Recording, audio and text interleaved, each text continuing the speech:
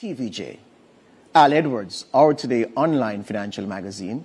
Taking and presenting questions from the public is our social media editor, Amoy Harriet, CVM TV.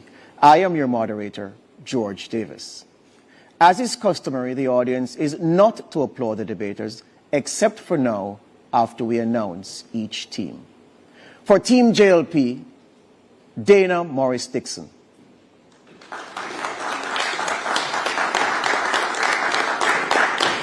For Team PNP, Julian Robinson.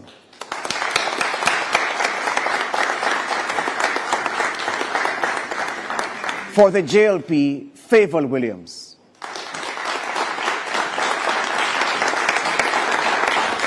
For the PNP, Keisha Anderson.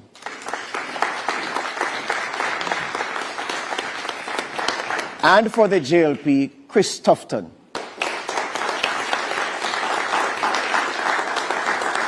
And for the PNP, Peter Bunting.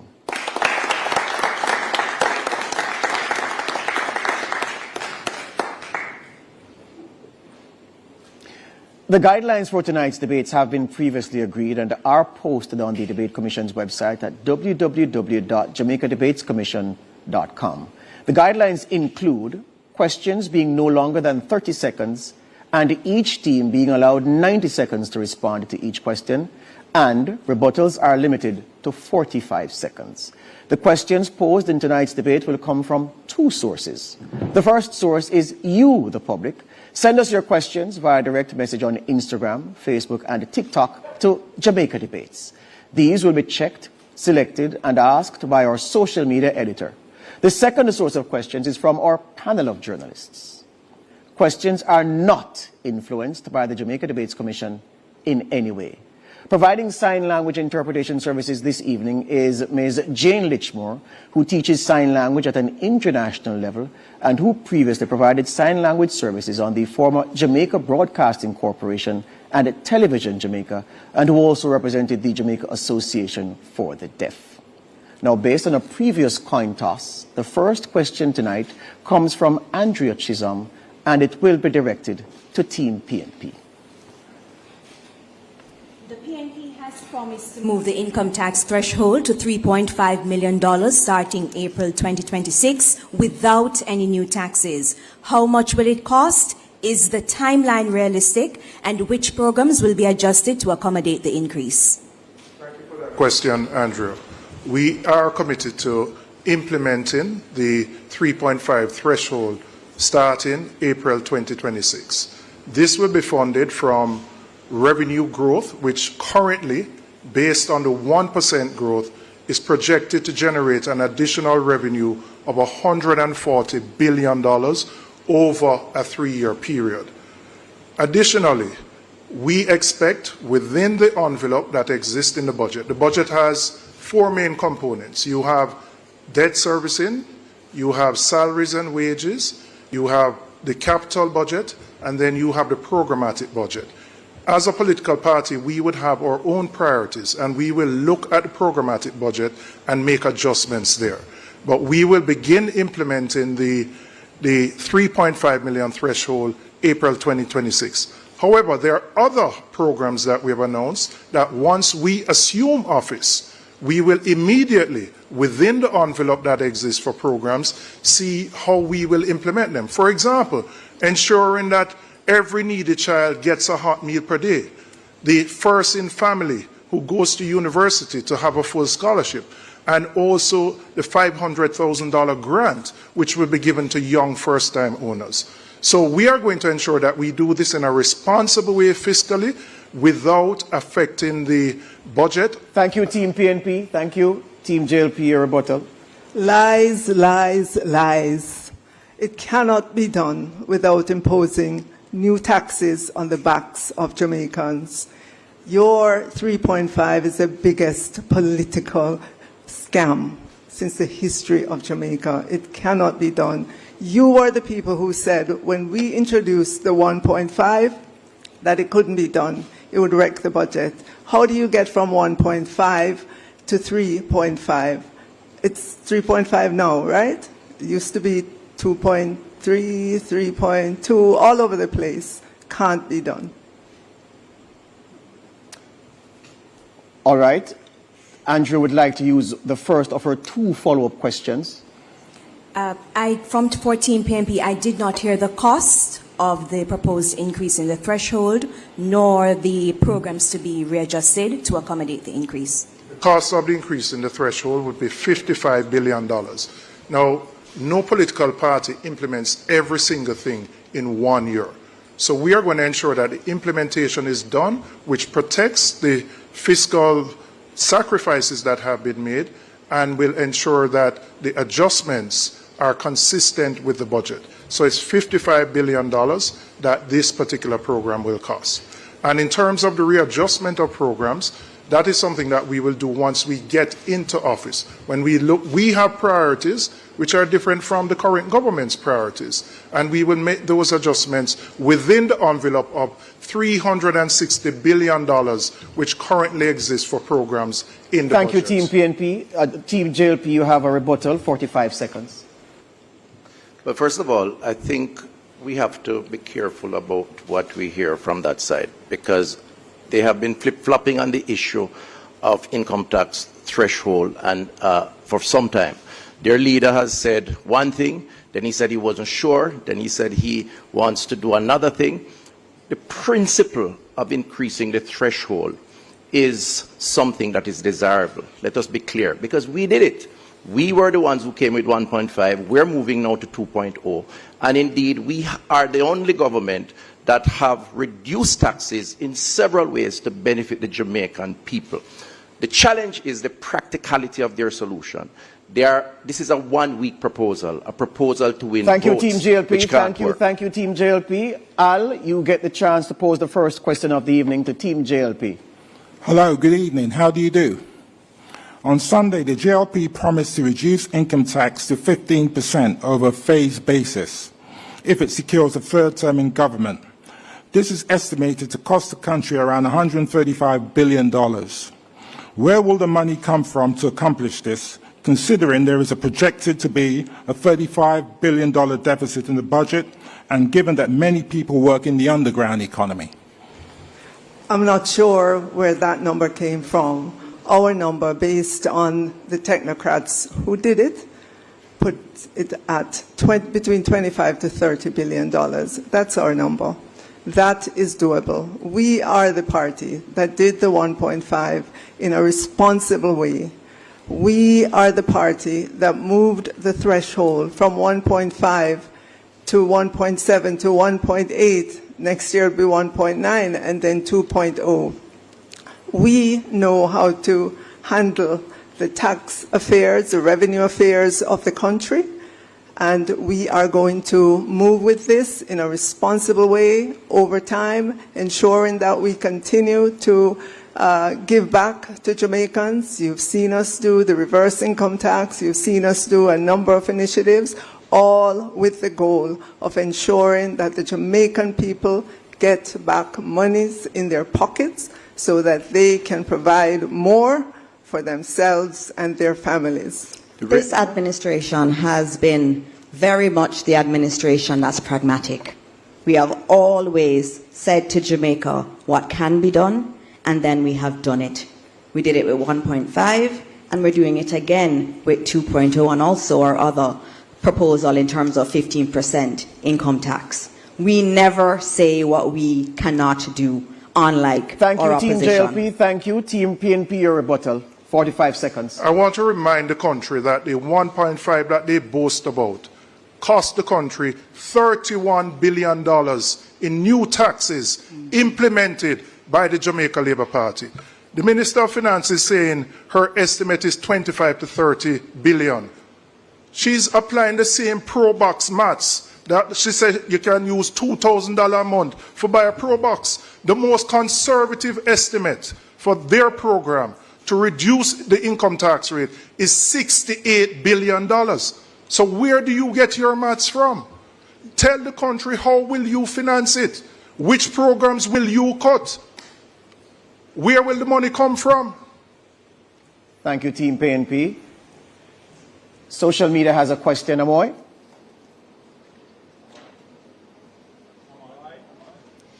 Thank you, George. Well, the first social media question tonight comes from Makeda on Instagram. Jamaicans both at home and abroad work tirelessly to support their families and contribute to our economy. Yet high taxes and fees on barrels at the wharf, along with frustrating processes, make it difficult and costly for people sending goods home. If selected to serve, what specific and measurable actions will your party take to reduce these costs and simplify these processes? Team PNP, 90 seconds. Thank you. Thank you. We note the developments in the U.S. and other territories as it relates to remittances, and we're observing the situation. We also note that for Jamaicans going to pick up money at agencies, the cost may increase. And that's why we want to encourage the opening of accounts, and with reduced due diligence requirements for these types of accounts, we think more Jamaicans should exercise that option. I think also, though, we want to take a deeper look at the fact that we're so reliant on remittances. At least 20% of our GDP is based on remittances. We need to find a way in the best interest of Jamaicans to have them earn more. And that's why Team PNP is looking at options to have our economy grow. We're looking at options in agriculture with the Agricultural Development Fund of $2.5 billion, where we want to teach our farmers smarter and more efficient ways to go about farming. We're looking at options in logistics. Given our position, we're ideally placed to offer logistic and trade facilitation. We also want to look at our BPOs and increase the value of the services that are offered through our BPOs by upskilling our workforce and training our young people in heart, etc., to do these things which are the careers of the future and not to stick to the careers that now exist. Team JLP, your 90 seconds, well, your 45, well, your rebuttal. Thank you very much. I'm not sure if we heard the same question. I heard a question that was about or Jamaicans having to clear barrels at the port. And that has been a concern for some of our Jamaicans who do rely on their families overseas to help them. And we, as a country, have always benefited from our diaspora. And that's why we've placed so much emphasis on our diaspora policy through our Ministry of Foreign Affairs. That has been very important. And on that matter, we have focused very much on creating efficiencies at the port.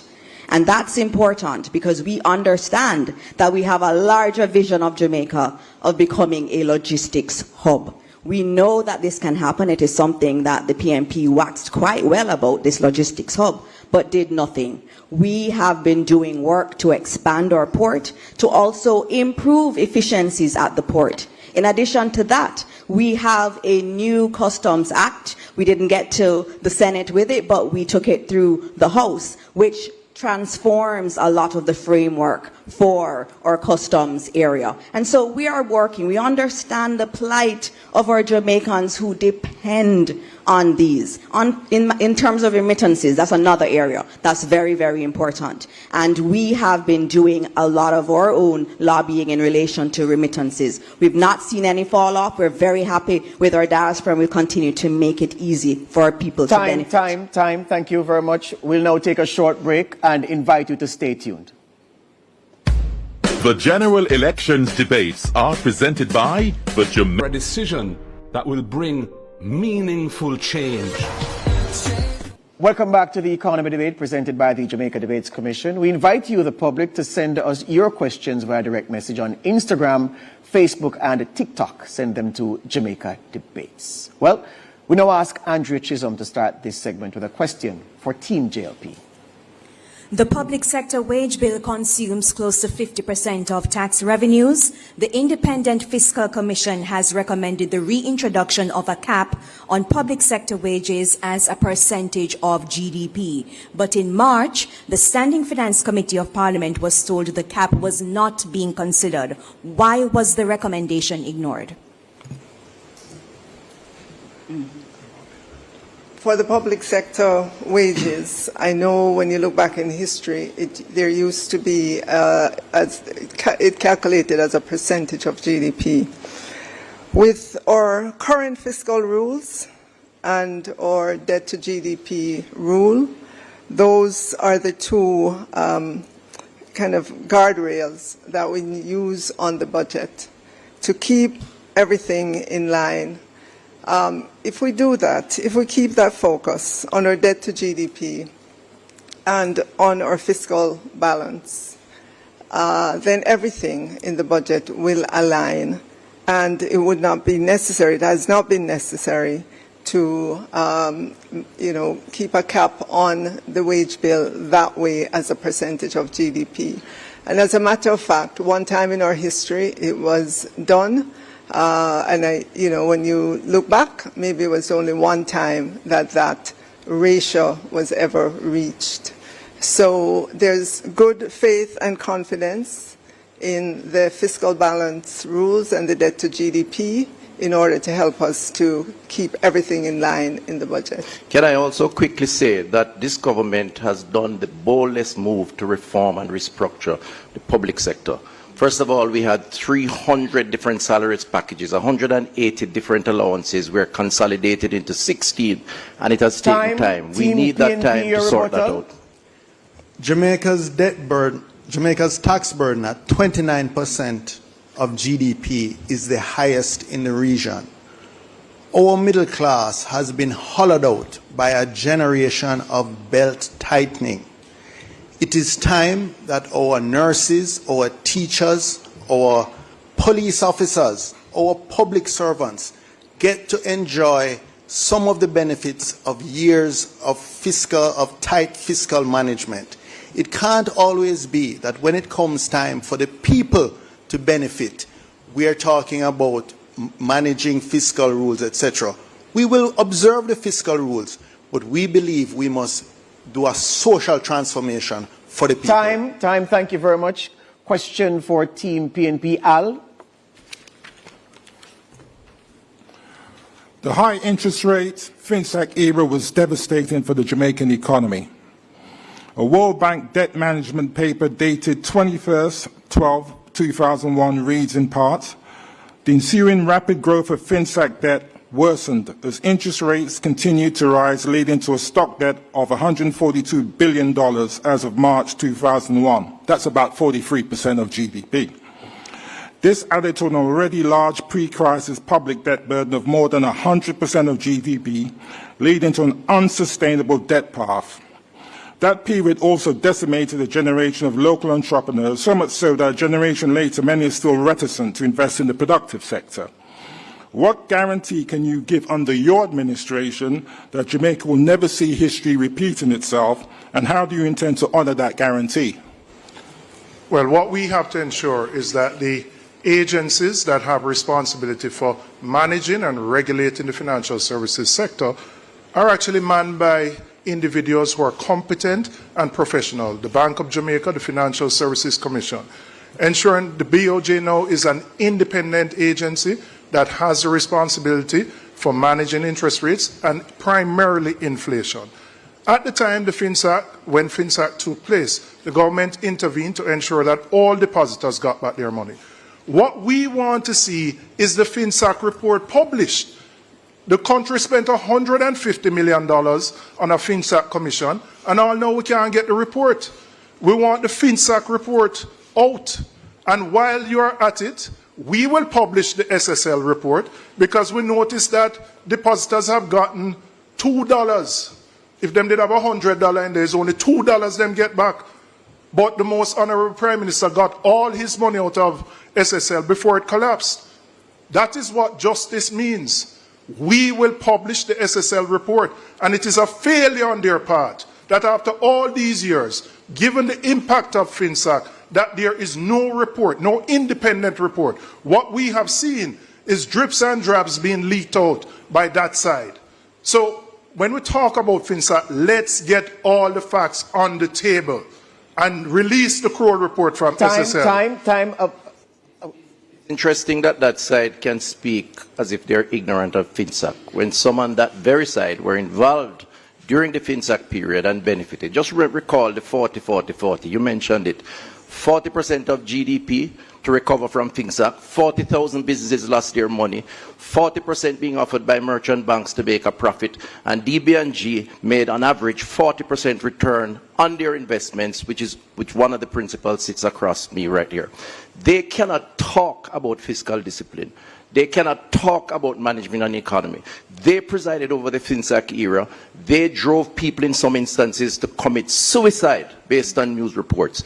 They have no moral authority and certainly no economic management, and they are still there. The Jamaican people cannot trust them. Thank you, time. Al, you wanted to use one of your two follow-up questions? The first one, yes. Proceed.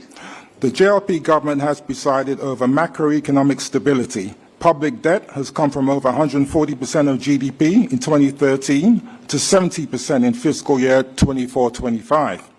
Unemployment now stands at just 3.3%. According to Statin, as of July this year, Jamaica's annual headline inflation rate stood at 3.3%. The Bank of Jamaica says as of August 12, 2025, Jamaica's gross international reserves stood at US $6.2 billion.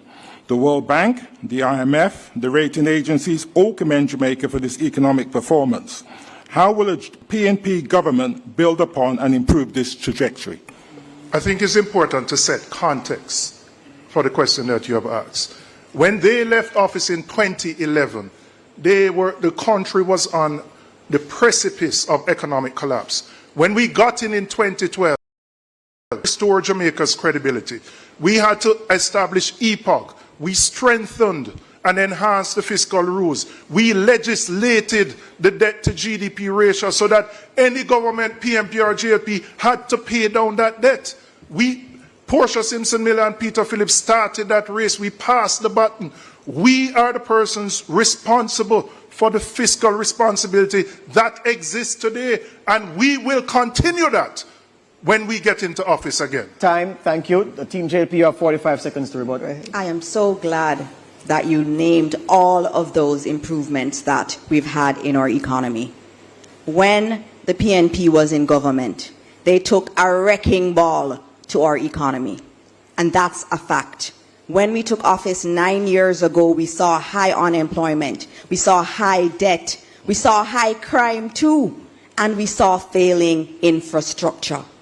And this administration got to work, working on all of those areas. The PNP does not know how to be fiscally responsible. And we have seen that in our history time and time again. And so the data is there. The data shows the Jamaica Labour Party knows how to do it. Time. Let's take a question from social media. Amoy? Well, George, this question comes from Facebook. Nikisha is asking, many schools are without basic resources, and as such, some schools are asking parents to contribute certain resources, whether it be in cash or kind. Seeing that economically parents are struggling to pay school fees and meet other needs, how will your administration, if elected, resolve this issue so there will be an ease on parents' pockets? Team JLP? Thank you for that question, and we definitely understand the burden that a lot of our parents feel.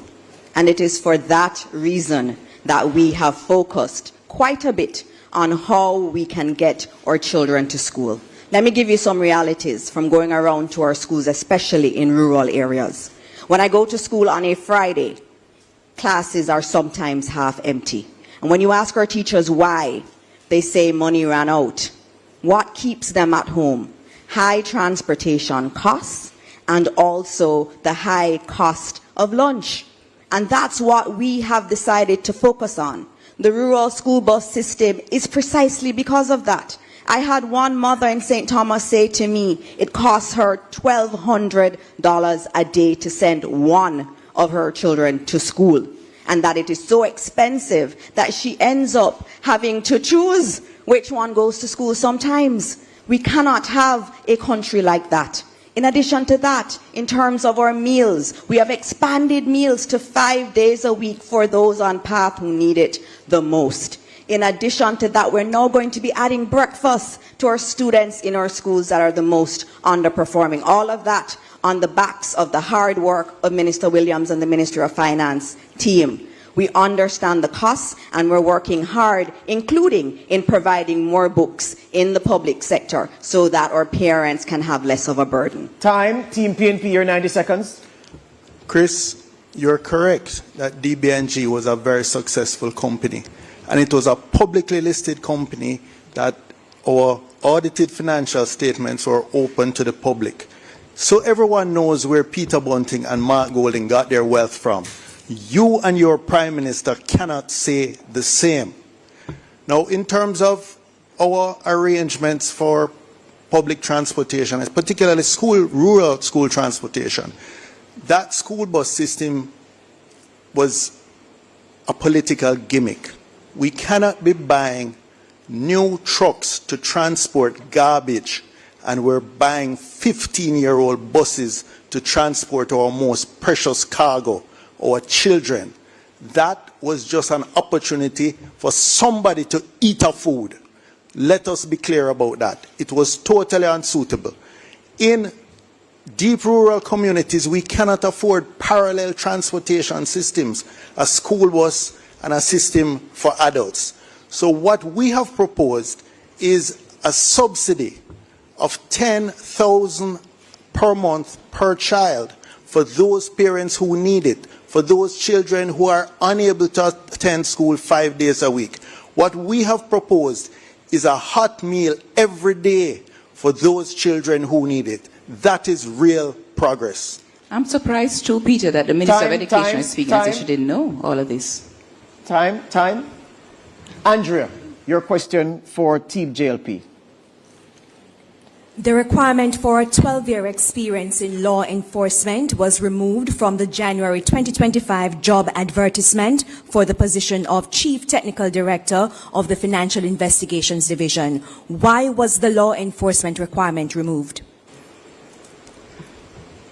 I want to make it clear that on the job description for the head of the FID, there are a number of different qualifications that an applicant could have.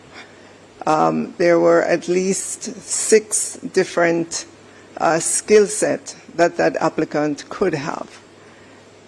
When the whole process of going through recruiting was done outside of the Ministry of Finance and the Public Service, and they went through a very public recruitment process. The job was advertised, interviewed.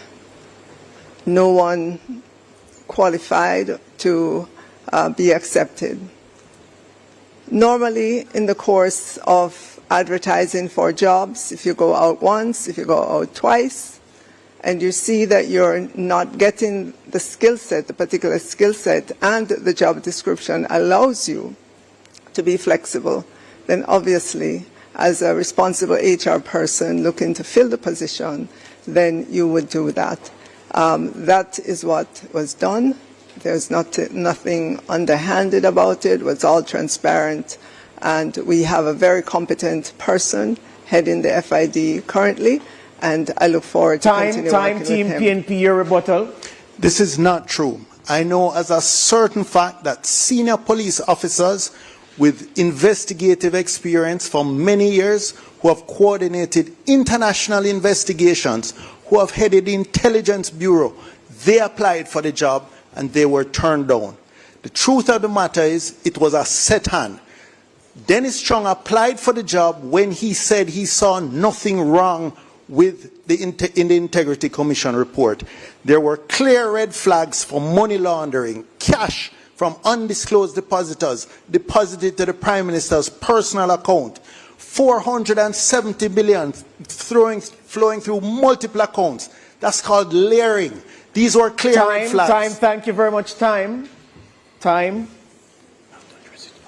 Al, your question for Team PNP. A look at MSMEs. Many people looking to fund a business in Jamaica bemoan the strangulating red tape and lack of access to finance from lending institutions.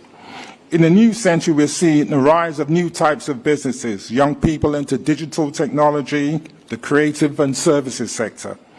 Harold Davis of Jamaica Business Development Corporation makes the point that access to finance has two sides of the coin, and that it's appropriateness of the financial product that is available. And when I say appropriateness, I speak of the product that is right for the particular industry or the particular stage of business of the entrepreneur. What will you do to address this and better help small businesses in Jamaica? We wholeheartedly agree. As a matter of fact, as a former CEO of a financial institution in Jamaica, I can say it's a problem that we struggled with in the absence of government having adequate policy and facilities to make it happen. We will, as the next PNP administration, ensure that we revisit the loan processes for our MSMEs. We recognize that they're an important part of the engine of growth for the economy, and we recognize their struggles. We note that we would have to help them with some amount of business planning. We'd have to help them to get themselves ready to borrow. But it's a win-win situation. When they borrow, they're able to grow. When they grow, they're able to contribute to the economy, and we will be able to get tax revenues from them. So it's very important for us to have our MSMEs grow, and to also encourage young entrepreneurs in the economy to participate. What we are going to do is remove income tax for MSMEs for the first 3 years. Why are we doing this? The reason MSMEs remain informal is because they don't want to pay tax. But remaining informal limits their growth because they can only get money from friends and families and a partner draw. So by removing the income tax for the first 3 years, they can formalize, they can grow, they can access bank, equity funding. That is what we are doing to grow the MSME sector. Time, thank you. Thank you, Team JLP, your rebuttal. PNP talks a good talk, but in reality, that's not the facts. 2015, 8,000 companies were registered with the Company Office. 2024, 23,000 companies, twice that number. The fact is, Jamaicans are more energized to form companies, to come out of the informal sector. DBJ, over that 8-year period, loaned almost $70 billion US, 117 billion of investments, 86,000 applicants. That is why our economy has started to turn around. And I want to say to Peter that he must be careful about innuendos, hearsays, and propaganda.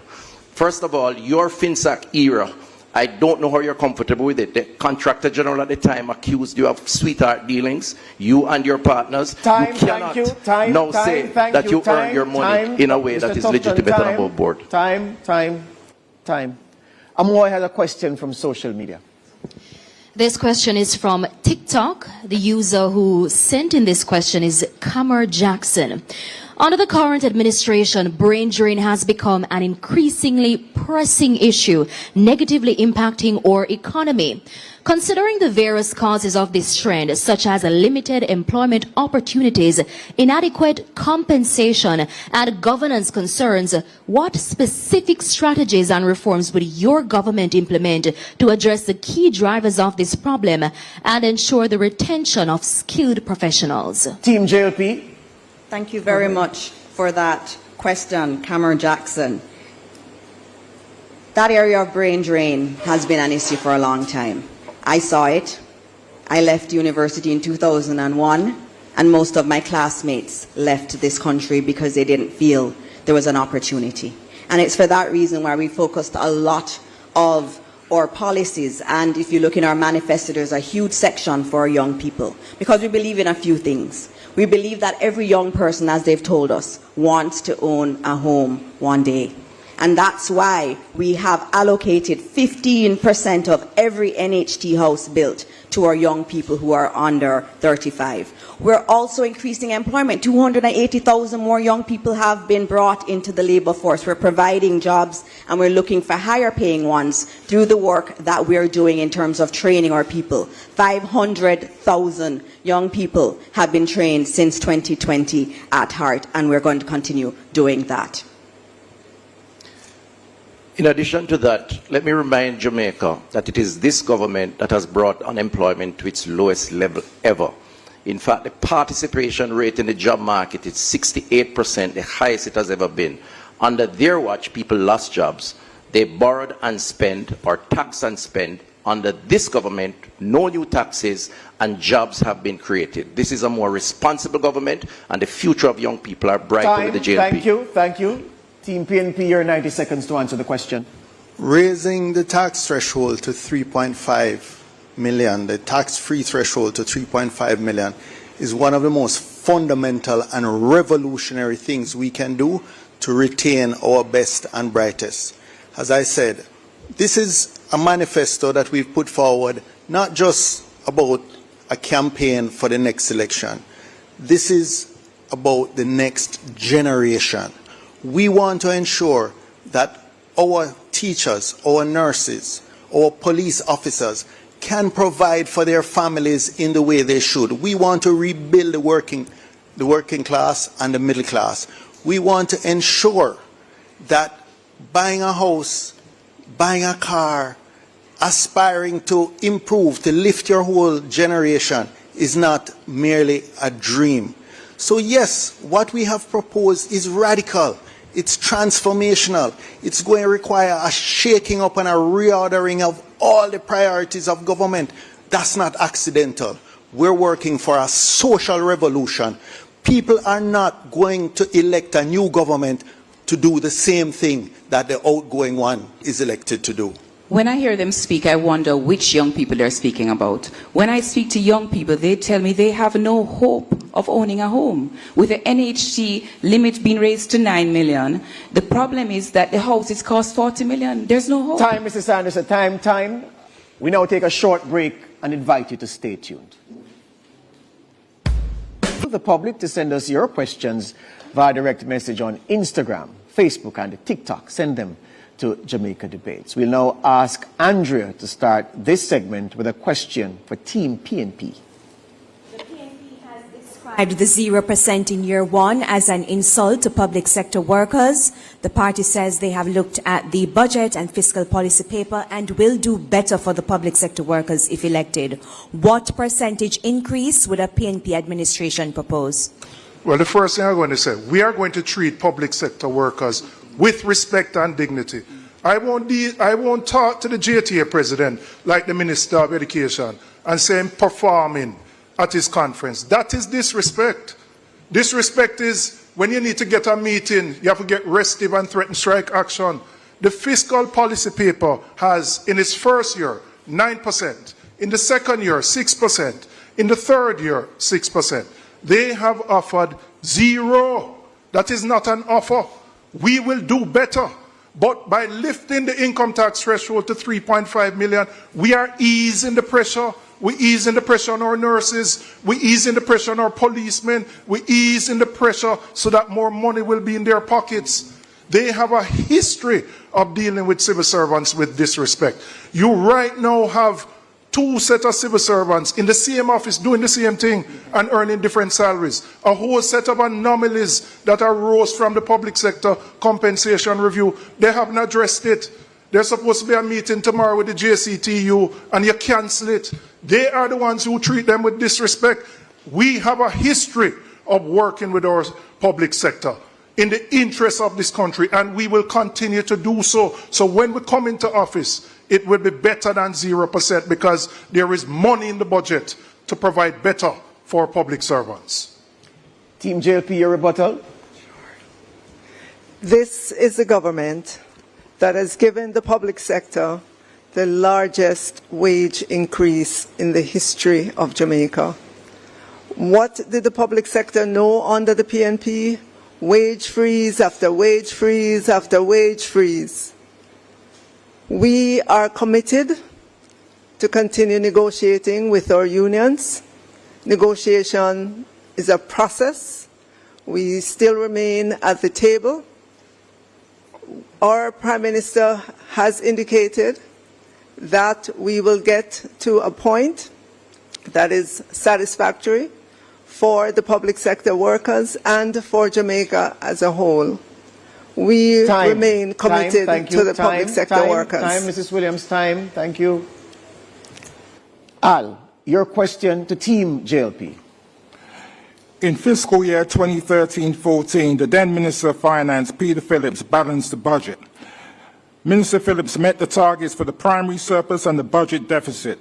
The JLP said at the time, including you, Minister Williams, that the then PNP government was preoccupied with passing the IMF test and not the people's test. Can it be said of this JLP administration that it is preoccupied with reducing the debt instead of growing the economy and passing the people's test? We are passing the people's tests. If you look at what we have done, what we have achieved, all that we have achieved, we have done it for the people of Jamaica. Look at roads, look at new jobs created, look at the level of inflation, look at the number of houses that are being built. We are going gangbusters. Every day we wake up, it is to grow the economy. During our administration, we have grown the economy. We have had 33 quarters of growth, interrupted only by COVID and by Hurricane Beryl. We wake up every day to ensure that this economy expands so that there are opportunities for our men and women in the society. When we speak of the people's test, all these nice economic jargon about GDP and debt to GDP ratio and all of that don't mean anything to the ordinary person, to most of our Jamaicans. What they think about is how is everything that we're doing affecting the quality of their life. We're giving more water. 350,000 more people have water. 280,000 more jobs created. We are improving the quality of life of our people. Team PNP, your rebuttal. What I want to ask every Jamaican, is your life better? Can you afford the same things you used to be able to afford? Do you have to choose between paying your utilities, buying food, or buying medication? Is your life better? The lived reality, notwithstanding the macroeconomic numbers of most Jamaicans, is a struggle to put food on the table. When you go to the supermarket or the corner shop, you pick up things and you have to put it back down. If you suffer the misfortune of going to a hospital, you have to sit down on one chair for 2 or 3 days. And what we have seen at Cornwall Regional, it moved from 1.5 billion to 25 billion. That is the waste that we will eliminate so we can put money back in the hands of the Jamaican Thank you very people. much. Time. Al would like to use this second and final follow-up question. Al. According to the World Bank, the Jamaican economy average annual growth over the last decade is around 0.8%. Why is this? And what will you do to get it to around 5%? Thanks for that question. Thanks for that question on growth. There have been many impediments to growth, and we have seen that documented in many places. If we look at the impediments, they include training, and we're doing that, 500,000 trained. Another impediment to growth is the high electricity cost, and we have taken the decision to not continue on that bad JPS contract because we know we need to have lower electricity costs. In addition to that, infrastructure is another impediment to growth, and that's why we've spent so much money on fixing our roads, providing internet access across this country, and improving our investments in technology. We understand that in order to bring the growth rate up, we are going to have to do these things. PNP, you have 45 seconds. What they haven't spoken about is how corruption has impacted that growth. How our foreign direct investment has moved from 900 million in 2015 to 300 million today. That 11 of them are under investigation for illicit enrichment. I, Julian J. Robinson, can categorically state, I am not under investigation. Can the three of you say that? We need growth. We understand the assignment now. We have consolidated our economy. We have to improve the outcomes in education, which have been poor. You talk about energy. It took you 8 years to put out a request for proposal for renewables. Why? Because of the corruption at the Ministry of Education, where you see 4 ministers over 8 years. Time. Thank you. Social media, Amoy. All right, so we're on TikTok, and I'm seeing a question here from Joe. Policies often target low-income earners, while high-income earners are generally believed to be able to manage on their own. What in your plans directly supports middle-income Jamaicans who are caught in the squeeze? Team PNP. So the contrast between the JLP's approach of reducing the income tax rate for everyone versus the PNP's approach of lifting the threshold is a prime example of that. The cabinet ministers and the prime ministers will benefit the most from the reduction in the rate of income tax. Police officers, nurses, doctors, security guards, public servants, those who are at the rank and file of the police level, everyone who earns under 3.5 million will be the major beneficiaries of our program. That is what differentiates our approach from theirs. They talk about prosperity. It's prosperity for them and their cronies. When we talk about putting people at the center of our policies and programs, it's because we want to lift everyone. We want to lift those at the bottom. We want to build out the middle class. We want education to become a bridge from one generation to another to move them to another level in society. And we will continue to lift the standards of the majority of the Jamaican people. The income tax threshold, we're going to remove tax on overtime so that our security guards, our nurses will get a break and you put more money in their pockets. Thank you, Mr. Robinson. Team JLP. The PNP does not understand how the economy works. First of all, they talk about our performance. Our performance we're very proud of. We created the lowest poverty rate in the country on record. We created more jobs with more participation in the economy on record. And while we're doing that, we are building out new industries in digital technology, in our port facilities, for logistics hub, as well as maintaining and building on the traditional industries that are there. Most persons in Jamaica today, young persons who have a skill, can find a job. That was not the case under the People's National Party. And I want to just come back to this issue of corruption, because they seem to think that they can speak about things in mid-air without any evidence, innuendos and suppositions, as if people are going to accept that. What the Jamaican people want is who is going to look after them, who will bring down crime. Peter Bunting depended on divine intervention without work. In fact, he is on record, I believe, as the only Minister of National Security who was unable to secure himself. And I am happy he's okay from that unfortunate incident in Portland. But it speaks to confidence in their policy to reduce crime. This government has reduced crime by the lowest over 30 years. And this is what Jamaicans want. They felt unsafe under the PNP. They feel a lot safer under the Jamaica Labour Party. Mr. Tufton, thank you. Time. We now take a short break and invite you to stay tuned.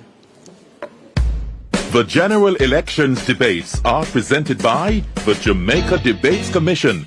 Watch, listen, decide, vote. There comes a point in... Send them to Jamaica Debates. We now ask Andrea to start the final segment, with a question for Team JLP. The central bank has cut its policy interest rate from 7% in July 2024 to 5.75% in August 2025. The regulator has been pleading with the banks, the commercial banks, to further reduce lending rates, but it's not happening fast enough. What will your administration do to further pressure banks to cut their lending rates? Okay. So we are seeing interest rates come down, and we're getting early signs that the rates to borrowers is also coming down. Just recently, I was speaking to the DBJ. You know that the DBJ on-lends to the banks to lend to our MSMEs, and DBJ reported that they are seeing lower rates in the marketplace from banks. As the Bank of Jamaica bring rates down, which it will, we fully expect that our borrowers are going to begin to see lower rates in the marketplace on the various loans. I think that the reforms that are taking place within the banking sector, the independent central bank, which has to drive this issue, that's why we supported the independence of the central bank, and competition. What we have been working on, but I do agree we need to work on it more, and this is for the next administration, is to make it easier for someone to move their account from one bank to the next.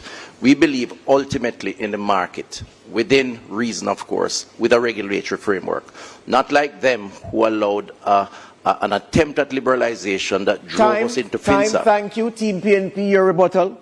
Before the break, Chris had the gall of claiming success with crime. The fact is that more Jamaicans have been murdered under this JLP administration, almost 13,000 murdered in their 2 terms than in any other 2 terms in the history of Jamaica. That is failure, not success. We commend the police for the job they've been doing this year in reducing it, but you can't take credit for that. That's despite your failed SOE policies. What we will do to ensure that the banking sector is more competitive, we are going to ensure government deposits. There's a system to ensure that all banks participate in government deposits. Thank you. Al, I invite you to pose a question to Team PNP. The former CEO of Grace Kennedy, the late Don Webby, consistently called on Jamaica to reduce its food importation bill by half by 2030. Given that Jamaica spends around $1 billion a year on imported food, and according to the FAO, Jamaica's food imports account for approximately 21% of its total merchandise imports, what will your government be doing to reduce the food importation in a meaningful way? Under the JLP administration, the imported food cost has doubled. It was $800 million US 10 years ago. It is now $1.6 billion. That 800 million US dollars, or about 150 billion Jamaican dollars, should be going into the pockets of the farmers of South Manchester, South St. Elizabeth, and farmers all over Jamaica. We have committed to forming an agricultural development fund. This is going to ensure that we inject new technology, new machinery into our farming communities. It's going to ensure that we put adequate post-harvest storage and processing facilities in place to reduce the 30% or more that's lost. We are going to ensure that funding is available for our farmers. And we commit to the Jamaican people and to the farmers of Jamaica to reduce importation by 25% in our first term. We also commit to helping farmers access financing at more affordable rates and terms. We also commit to helping them with products such as insurance to ensure that when natural disasters hit, the impact to them for recovery is not as high. Team JLP, your report. First of all, there is a need to do more to develop our local industry for self-sufficiency, but also for export. The fact is this government has done a lot. In fact, if you look at the last 8 years on domestic export has gone up by some 31%. What it means is that more local companies within a much friendlier environment are in fact producing and exporting. But it is a fact that we are importing more at the same time. That is simple. We have an economy that affords the capacity to demand more. We have a thriving tourism industry and we have a consumer who is earning more. This will contribute to a greater demand. It's a process, but it's also a sign of success by this government. Thank you. Andrea, I invite you to pose a question to Team JLP. Major platforms such as Meta, Google, and TikTok are earning money and data from the Jamaican economy, but they are not paying taxes in Jamaica. What policy changes will your administration pursue to ensure that Jamaica directly collects taxes from these platforms? So we recognize that those companies that you mentioned are not paying tax to the Jamaican government. We have our tax entities in conversation with these entities. to ensure that the Jamaican people get their fair share of taxes from these companies. We sit on some of the international bodies that look at taxes across different countries to ensure that there's fairness in what's being done. And I know that we will pursue it vigorously to ensure that Jamaica is not left out as these companies thrive on our data. What's important to also note is that a lot of our young people are using these platforms. I know recently I saw someone on TikTok selling some nice products that I thought about buying. So our young people are using these platforms very well, and they're creating content that is absolutely amazing. And so we have the tax side that the minister has said that we're looking at in a more multilateral kind of approach, as we tend to do as Jamaicans. But also, there are also other concerns too in relation to artificial intelligence. Their energy, they're using our music, they're using our cultural ideas, and those are going into AI programs, and that's something we have to look at. Rebuttal, Team PNP. It's clear that there's no policy to deal with this. This is where we have to work with our CARICOM states to develop a common policy. Why? Because these are large multinationals. Their GDP would dwarf the entire Caribbean region. And so it requires some consensus among the region to ensure that you implement a policy which every country agrees to and that you can stand the test of time. We recognize the importance of our creatives. That's why we are establishing a $1 billion fund. Not like the film fund that has disbursed zero, but a $1 billion fund for creatives, for artists or singers or potters, the people who create content so they can build their businesses. Time, thank you. Social media, Moy. On social media platform X, Sean from Kingston says, free healthcare means little if hospitals don't have CT machines, x-rays, or even basic supplies.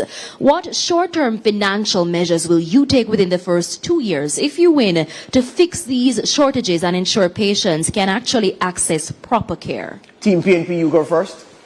You know, I really wanted the Minister of Health to focus on these issues, but him seem more preoccupied with dealing with FinSAC and other people's business. Because if he spent more time dealing with Cornwall Regional, we wouldn't have a $25 billion overrun. If he spent more time dealing with the hospital sector, when people go there, they wouldn't have to sit on a wooden chair for 3 days. And when they have to do an MRI or CT scan, they have to ambulance for take them have to pay for it too, and them can't get toilet paper in the hospital. Our health sector is failing despite the amount of money we have spent. It is the inefficiency of the Jamaica Labour Party why we are here. We are going to ensure the dignity of Jamaicans who have to traverse our public health system. They have been failed by this administration.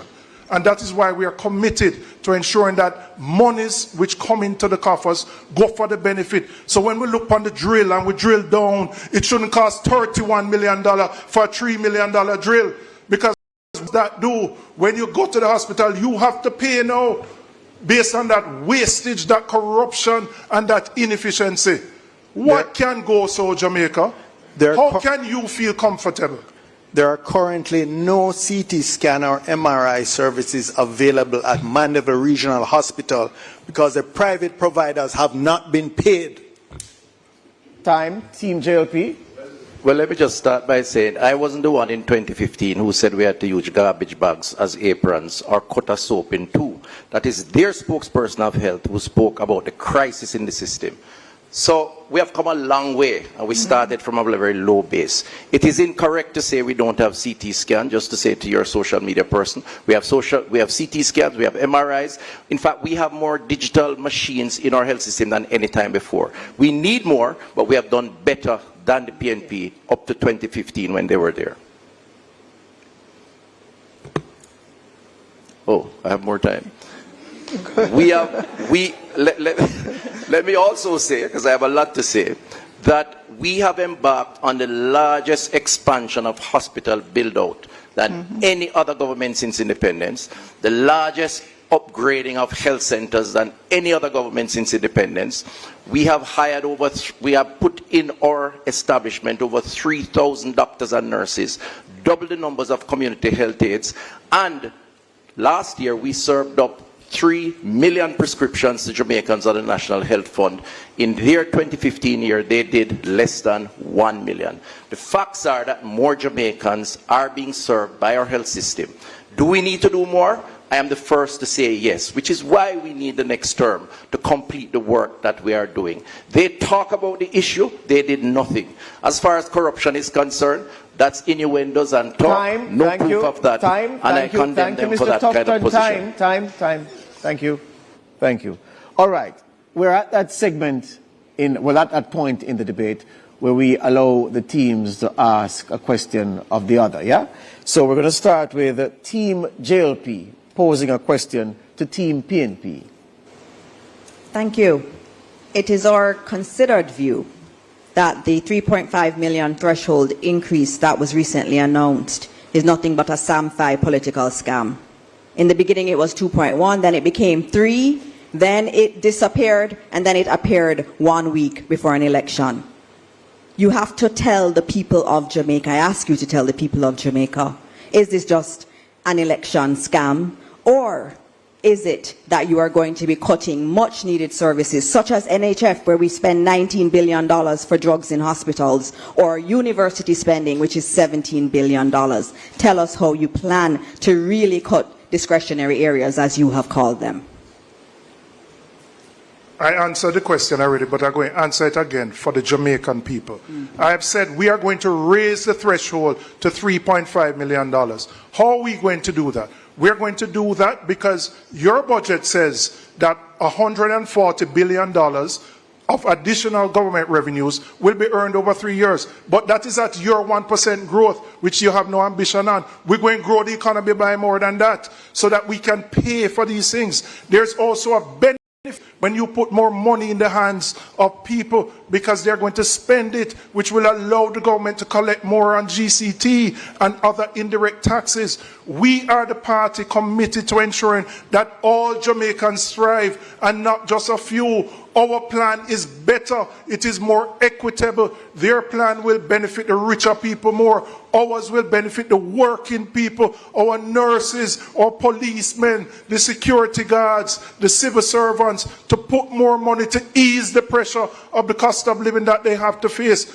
That is our commitment as a party of social justice and equality.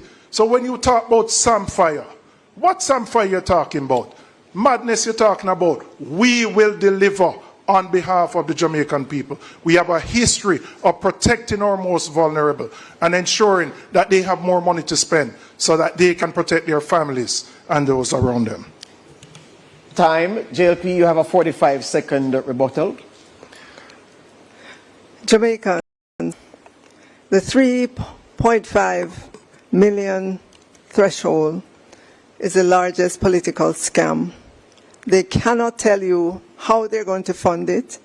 They look at the current budget, they see the projections growing to 140 billion, but they don't tell you that expenses are also growing. So that's not available for you to use towards the 3.5. And you also put out an ad showing how much people are going to get on a monthly basis. You know that's a lie. They may get it for 1 month, but it's not going to be there. The 3.5 that you're talking about cannot be done. Williams, thank you. Time. Team PNP, your turn to pose a question to Team JLP. How can you be trusted promises when you've broken promises on impeachment legislation, unexplained wealth orders, term limits, grand referenda? You've attacked the Integrity Commission relentlessly. You've undermined them. You have even failed to sign the Code of Conduct, basic principles dealing with integrity, honesty, selflessness, and accountability.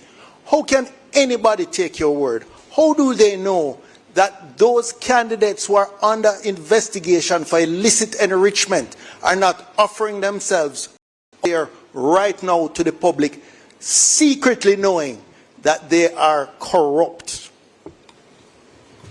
The clock isn't working, by the way. Oh, the clock isn't. Okay, I'm just going to still go ahead and answer that question. It's a very curious question because I know in the 90s when I became politically aware, I remember politics and scandals. I remember hearing scandal, fat cat scandal, and then the mother of all scandals, FinSac. When you look in your dictionary and you look for scandal, you see the PNP right there. In terms of the Integrity Commission, it is this administration that implemented it. It is this administration that puts $2 billion annually to it. It is this administration in our manifesto that says we're going to strengthen our corruption prevention mechanisms in this country. It is this administration that has delivered Jamaica's best anti-corruption score. And it's not us that said it. It is an international body, Transparency International. We have been the ones that have been taking Jamaica on the path of anti-corruption, not the PNP. In addition to that, let me just say very clearly that the Jamaican people are concerned about their lives, their livelihood, their communities, and by extension, Jamaica. They talk, we deliver. We have delivered the lowest unemployment, the lowest poverty, reduced crime despite Peter's objection by over 40%, the lowest in 30 years. That is what is important to the people of Jamaica. Thank you, Mr. Tufton. Thank you. Team PNP, you have a 45-second rebuttal. It's interesting that they say that people are concerned about their standard of living because they're talking about things that happened in the 90s. That's over 30 years ago. Young people who are listening, does that affect your life now? Yet still, they're not speaking about the scandals that young people, anybody 25 years and younger, would have experienced what happened with rural reading education, to the point that education is behind. We are celebrating as a country five subjects being attained by 19% of our children. That's 1 in every 5. Is your child one of the 5 that is attained in 5 subjects? And if your child is not, what is happening to them? Our standards are too low. What happened to the used car scandal? What happened to Petrojam scandal? And I'm sure there are many others. Come on, man. 30 years ago we're talking about. Thank you, Mrs. Anderson. Thank you. Time. Okay. What we're going to do now is this. We're going to invite Team PNP to deliver a closing statement of 2 minutes in length.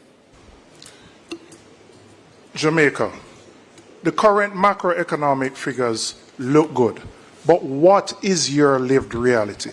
What do you go through every single day? The reality you face is that you are living hand to mouth.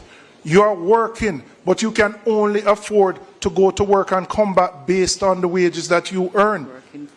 You are working poor. 55% of Jamaicans are considered food insecure, which means they cannot afford to eat a proper meal per day. If they go to the hospitals that Chris supposed to bill, them can't find toilet paper or a bed. Jamaica, you deserve better. Time come for a better life. The next People's National Party administration will lift the tax threshold to 3.5 million, so we can put more money in the pockets of working Jamaicans. We are going to eliminate the tax on overtime, so that again people can get a break. The same people who are working hard to build our economy. We are going to run a more efficient economy, so that this thing called the Office of Plenty Ministries, that is a bottleneck where nothing can go through and it takes you a year to do something. We are going to eliminate those efficiencies so that we can grow the economy beyond 1%. We are going to ensure that anybody who is the first in their family gets a scholarship, and that means for persons who are currently at university, we're going to ensure that those who are buying a house get the $500,000 deposit. And I want to assure persons who earn over 3.5 million that this tax benefit is for you too. So what are we going to do? We're going to build a Jamaica in which all Jamaicans can feel a part of.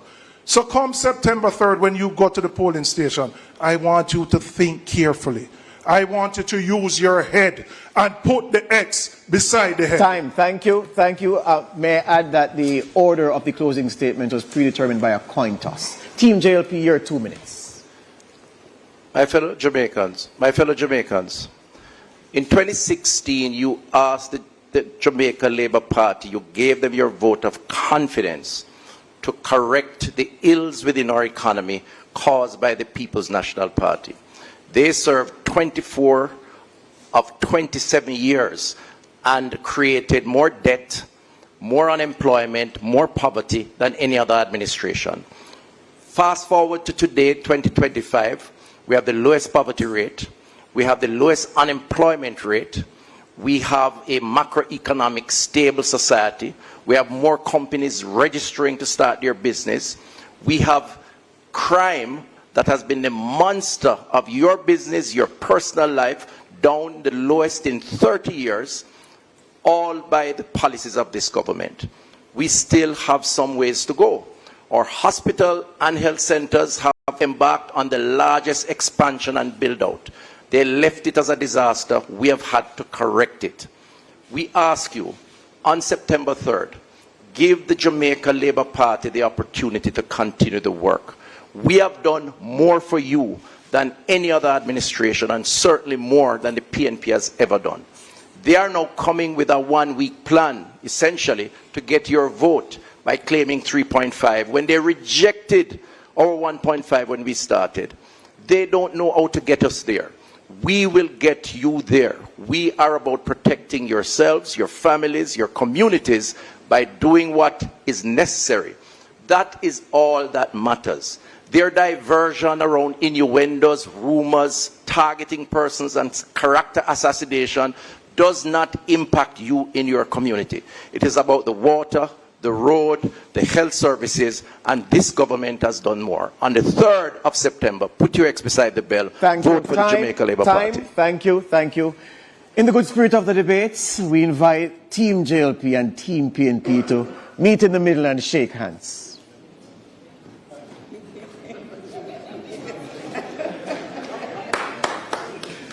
You can applaud. All right. That concludes